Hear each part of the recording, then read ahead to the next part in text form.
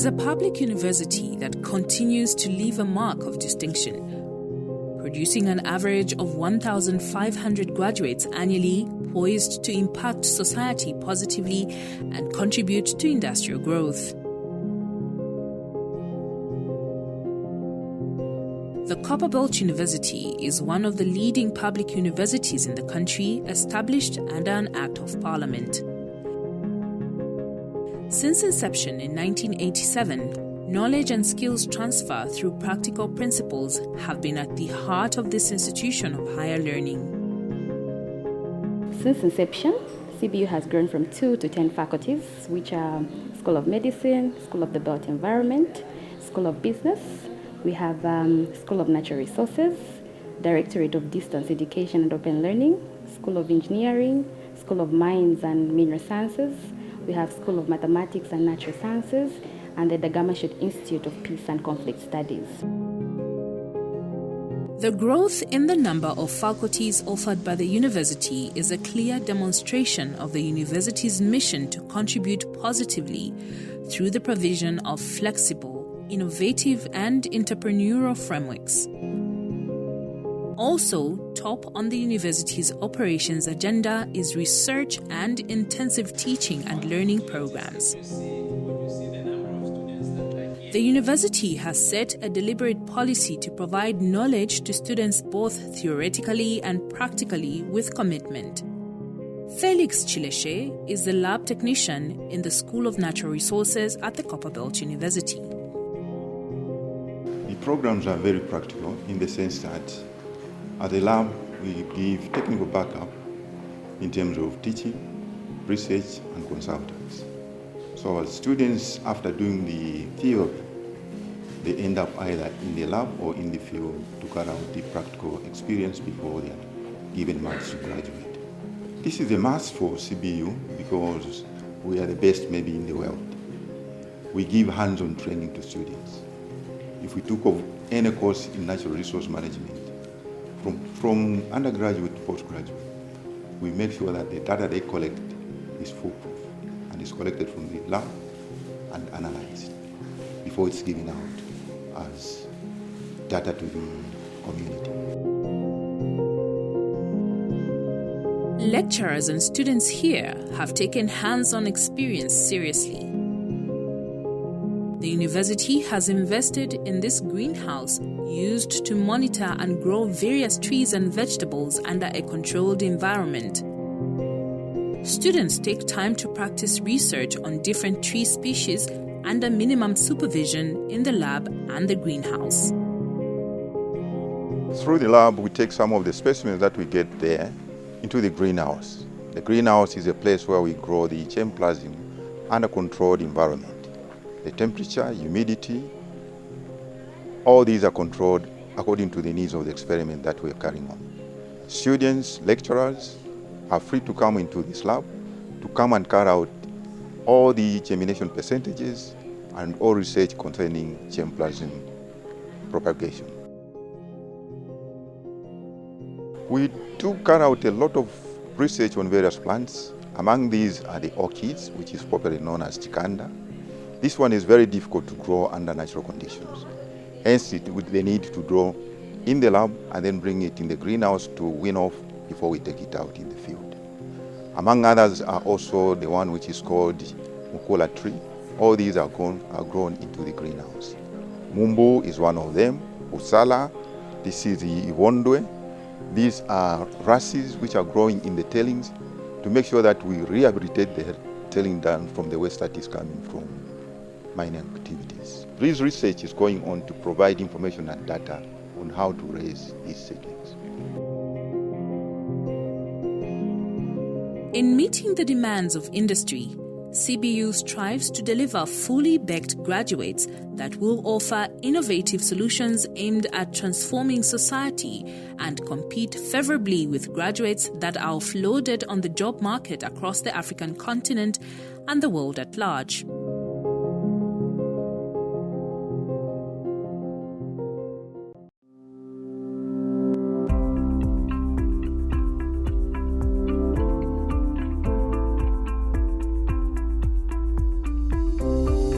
The Copperbelt University is a member of the Association of African Universities, an organization and forum for consultation, exchange of information, and cooperation among institutions of higher education in Africa. It represents the voice of higher education in Africa on regional and international bodies and supports networking by institutions of higher education in teaching, research, information exchange, and dissemination. Every year, members of the association commemorate the Africa University Day. This year we commemorated Africa University Day under the theme, Achieving the Africa We Want, the Role of Young People. This theme was inclined to the youths, so we came up with a program which was going to incorporate all the youths of the Copperbelt, not just the youths at CBU. Because normally we do have an interfaculty debate as one of the activities that we line up for Africa University Day. But since the theme was inclined more to the youths, we opened our doors to other universities on the Copperbelt, where we invited them to commemorate with us, to participate in the debate. We had 6 universities participating in that inter-university debate. We had Copperstone University, Mukuba University, Evangelical University, United Church of Zambia University, the Zambia Catholic University, and the Copperbelt University. It was a good debate as it brought about youths debating motions in line with the theme. It was very educative and informative. The inter-university debate hosted by CBU was the Battle of the Brains.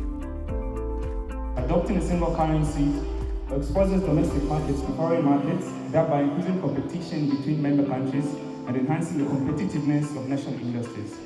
Also, one currency could help in negotiating favorable trading arrangements either globally or bilaterally.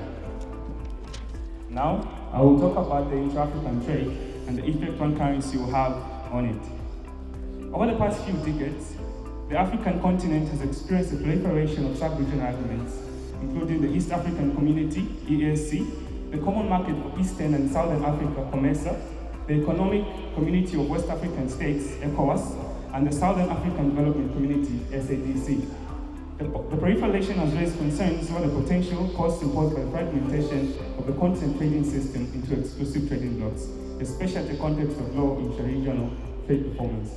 All these countries have got different monetary policies, which we indeed have to respect. Do we want a one monetary policy, which indeed the universal currency is going to bring? I believe not. Members of the symposium, let the proposing side not confuse your highly intellectual brains. Let's also put into serious consideration that imposing a one universal currency will simply not compensate the laws of demand and supply. The purchasing of the power of the currency in one country as opposed to the other are not going to be in line, members of the House.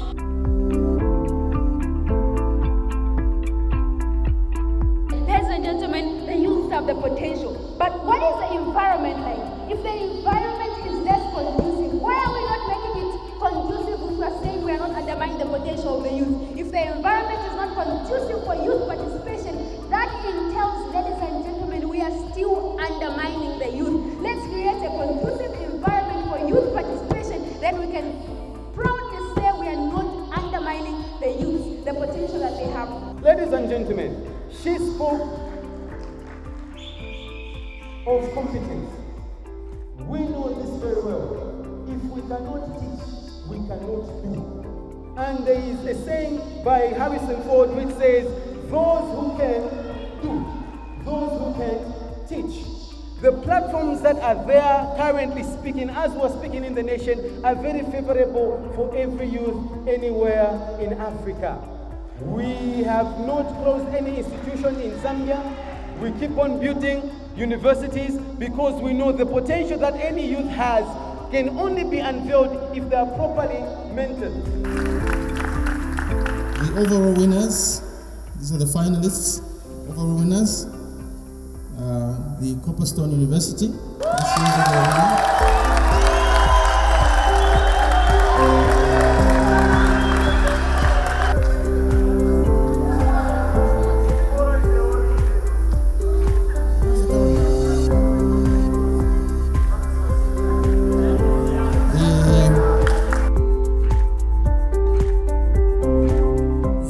platform provided an opportunity for young people to pitch up solutions for some of the problems Africa is facing and how they would want to see the continent evolve.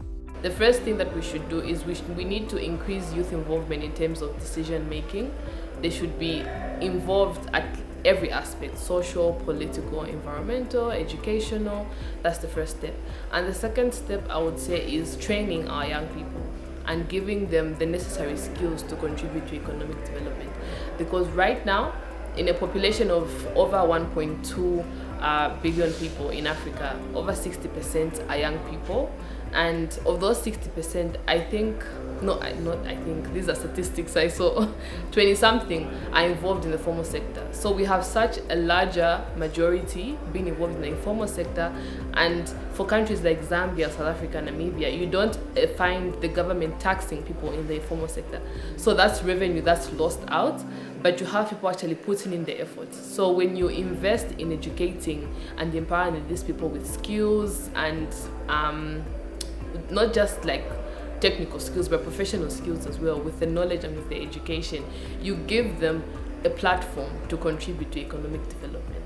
Africa has a large population of the youth, and we can't leave the youths behind in every key aspect of economic development in the continent of Africa. So the African youths are the majority, and definitely they have to be involved in everything that we're doing as a continent to take the continent forward.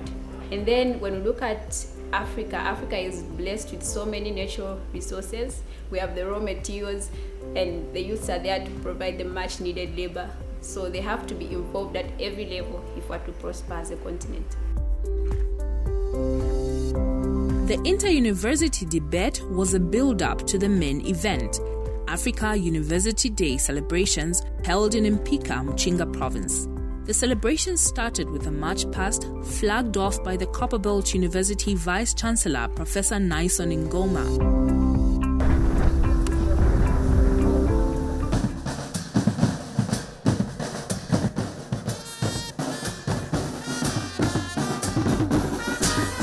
Students, lecturers and other invited officials marched through Mpika town raising the CBU flag high, as this was the first time the event was being celebrated on the soils of Mpika.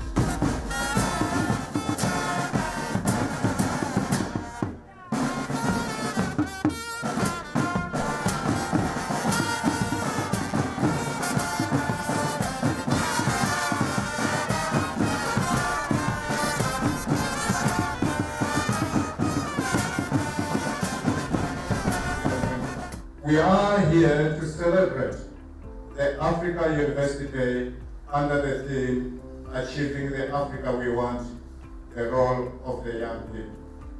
Interestingly, the theme for this year reflects the vision for Africa based on aspirations of African countries and their people, articulated in Agenda 2063, the future and the continent education strategy for Africa. Higher education plays a significant role in the transformation of society through knowledge creation, exchange, and sharing for sustainable development. It is therefore very vital that institutions of higher learning in Africa play a strategic role in achieving the Pan-African vision of an integrated, prosperous, and peaceful Africa, driven by its own citizens and representing a dynamic force in the global arena.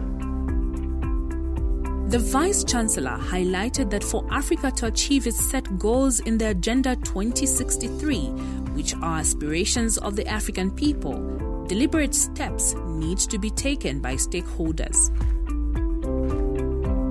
From these aspirations, Africans, especially the young, will need to reposition themselves in several human endeavors. They will require strategic policy leadership at all levels and segments of the society, supported by the World functioning institutions and enabling business environment that will entail our young people to achieve several things. Institutions of higher learning should be very clear that while certain functional skill sets can be taught in the classroom, aspirations of Agenda 2063 should be part of the curriculum development. Agenda 2063 aspires that it must be this Africa, an integrated continent based on Pan-Africanism, that it must be a continent characterized by good governance, democracy, respect for human rights, and rule of law, and that it must be a peaceful and secure continent with a strong cultural identity, values, and ethics. As the Day of the African Universities promotes collaborations, the Copperbelt University has partnered with the Tanzania-Zambia Railway Authority TAZARA to offer rail engineering in Mpika. This development is a step that will ensure students acquire practical skills. We have this campus here today in close cooperation with TAZARA. We shall remain committed as a university to ensure that we provide quality education which will enable our young people realize their potential in this dynamic society. We ensure that the training we provide transforms the mindset of the young people and enhances the productivity of the members of our society. I want to thank government through the Ministry of Higher Education for rendering transformational support in growing the university to this level. As the university, we shall continue to expand in the number of programs being offered in order to provide quality education to all subjects, absolutely all subjects. For TAZARA, this partnership will enable the company have trained human capital crucial to the Railway Authority's business expansion. When we entered into this MOU with CBU in January 2017, our idea was to take advantage of the huge capacity that lies unutilized at TTC and the workshops, and establish a formal working relationship with CBU for the introduction of university programs at TTC. We are delighted that the agreement is now being transformed into reality through the partnership. TAZARA also intends to avail the workshops at Mpika for hands-on training and for research and development for our engineering students. By so doing, this venture will increase opportunities for both the TAZARA Training Center and the Mpika workshops. Definitely, this collaboration will facilitate industry-based research projects that can eventually lead to commercialization and enhance revenue generation for both TAZARA and CBU. Ladies and gentlemen, it has been hard for TAZARA to recruit and retain its engineering staff in the recent past. Therefore, apart from earning some revenues from the venture, TAZARA will use this relationship to entice some of the graduates to remain with TAZARA as employees and also for research and development of new products in its workshops. This marriage between TAZARA and CBU is therefore an indirect way of enticing and encouraging skilled engineers who get trained through such programs to remain with TAZARA and continue to serve the company in the future. For the Copperbelt University, the training is already underway and students are in high spirits. Today also marks the beginning of the Railway Engineering program in Pika. This is one of the products of the MOU signed between Zara and CBU to operationalize projects in teaching, innovation, and research. 6 pioneer students are here to start the Railway Engineering program, of whom we have 89 second-year students and 21 third-year students. Finally, I wish to thank the 2 partners for this great achievement. Zambia Railways is also part of the bandwagon. A memorandum of understanding was signed with CBU. The company now is in the process of upskilling the talent that it has so that it can respond to some of the challenges that it faces and some of the mandates that it has.